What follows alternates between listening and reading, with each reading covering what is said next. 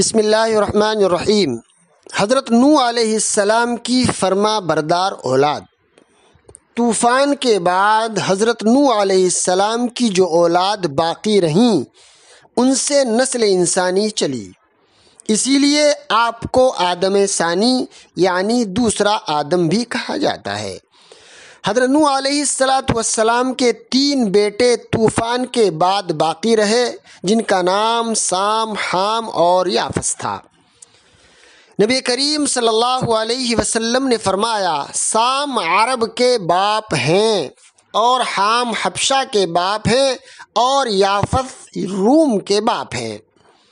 مورخین کے نزدیک سام کی اولاد عرب، ایران اور ہندوستان میں پھیلی، اور حام کی افریقہ میں، اور یافس کی یورپ اور شمالی ایشیا میں پھیلی۔